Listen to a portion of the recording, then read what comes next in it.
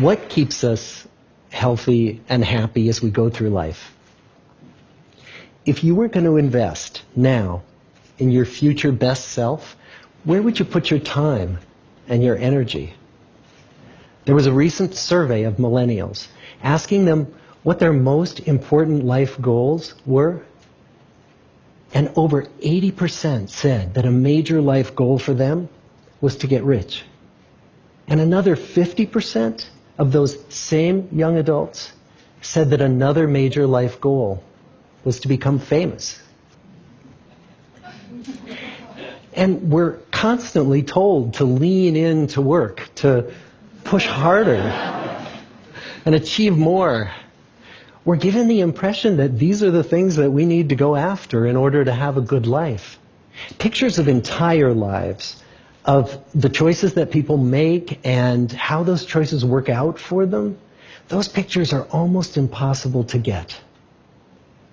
Most of what we know about human life, we know from asking people to remember the past. And as we know, hindsight is anything but 20/20. We forget vast amounts of what happens to us in life, and sometimes memory is downright creative. But what if we could watch entire lives as they unfold through time? What if we could study people from the time that they were teenagers all the way into old age to see what really keeps people happy and healthy? We did that. The Harvard study of adult development may be the longest study of adult life that's ever been done. For 75 years, we've tracked the lives of 724 men. Year after year, asking about their work, their home lives, their health, and of course asking all along the way without knowing how their life stories were going to turn out.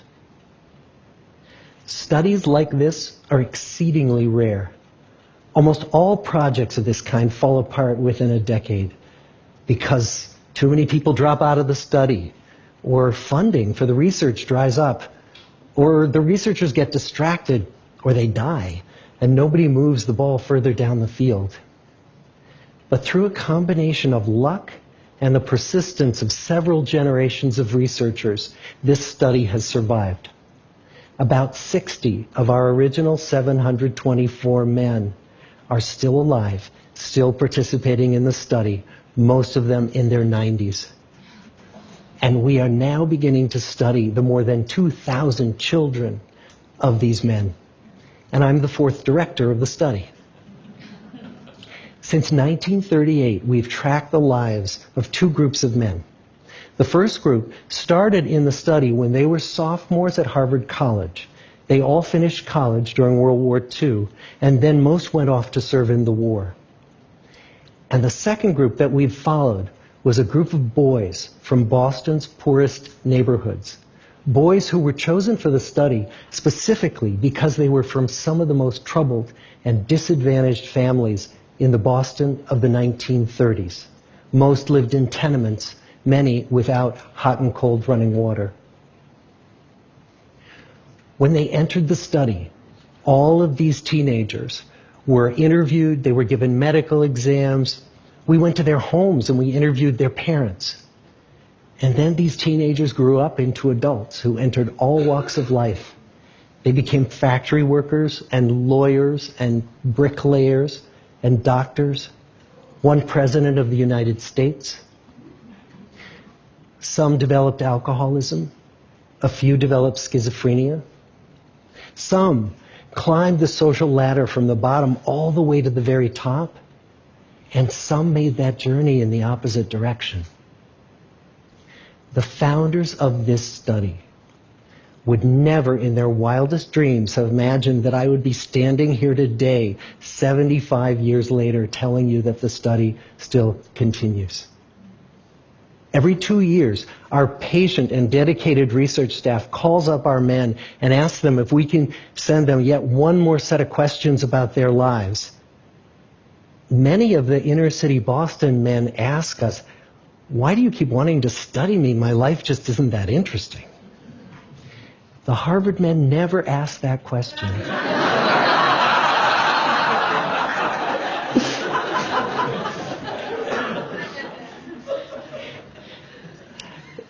To get the clearest picture of these lives, we don't just send them questionnaires.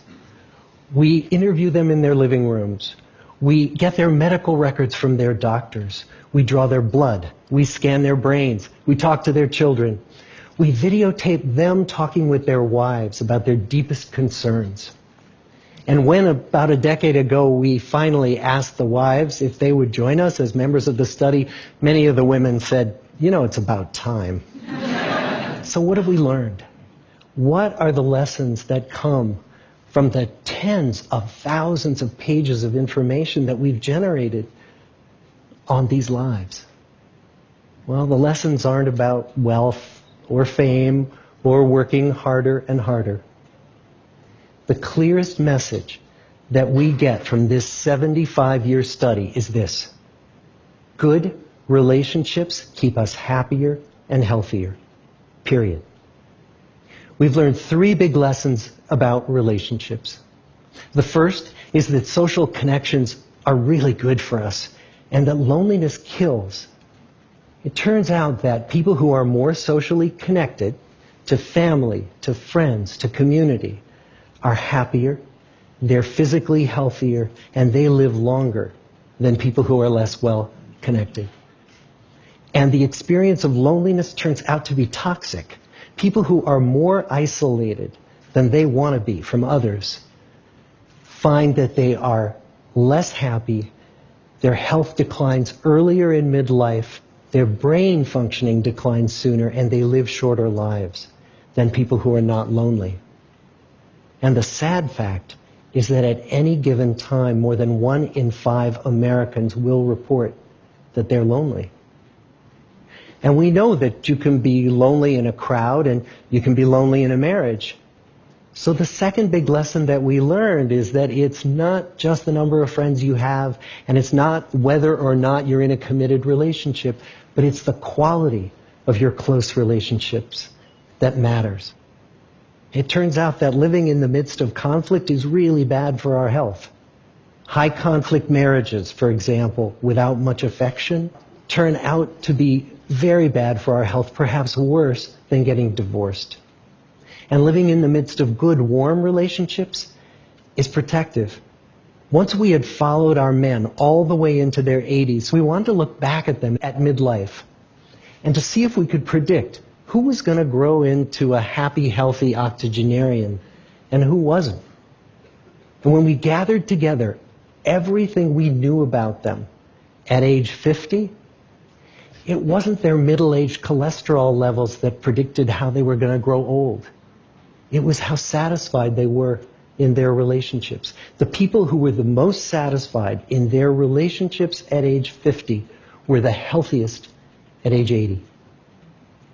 And good, close relationships seem to buffer us from some of the slings and arrows of getting old. Our most happily partnered men and women reported in their 80s that on the days when they had more physical pain, their moods stayed just as happy. But the people who were in unhappy relationships, on the days when they reported more physical pain, it was magnified by more emotional pain. And the third big lesson that we learn about relationships and our health is that good relationships don't just protect our bodies, they protect our brains.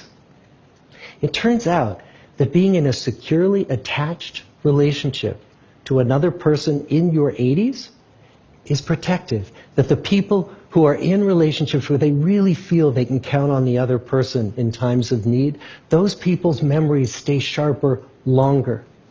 And the people in relationships where they feel they really can't count on the other one, those are the people who experience earlier memory decline. And those good relationships, they don't have to be smooth all the time. Some of our octogenarian couples could bicker with each other day in and day out. But as long as they felt that they could really count on the other when the going got tough, those arguments didn't take a toll on their memories.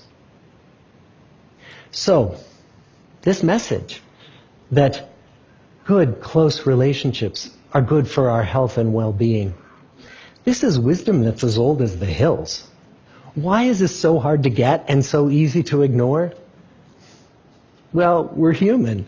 What we'd really like is a quick fix, something we can get that'll make our lives good and keep them that way. Relationships are messy and they're complicated, and the hard work of tending to family and friends, that's not sexy or glamorous. It's also lifelong. It never ends. The people in our 75-year study who were the happiest in retirement were the people who had actively worked to replace workmates with new playmates. Just like the millennials in that recent survey, many of our men, when they were starting out as young adults, really believed that fame and wealth and high achievement were what they needed to go after to have a good life. But over and over these 75 years, our study has shown that the people who fared the best were the people who leaned into relationships with family, with friends, with community. So what about you? Let's say you're 25, or you're 40, or you're 60. What might leaning into relationships even look like? Well, the possibilities are practically endless. It might be something as simple as replacing screen time with people time, or livening up a stale relationship by doing something new together, long walks or date nights, or reaching out to that family member who you haven't spoken to in years, because those all too common family feuds take a terrible toll on the people who hold the grudges.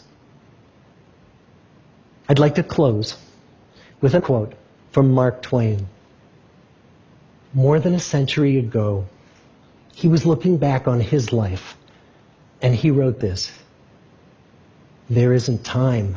So brief is life for bickerings, apologies, heartburnings, callings to account. There is only time for loving, and but an instant, so to speak, for that. The good life is built with good relationships." Thank you.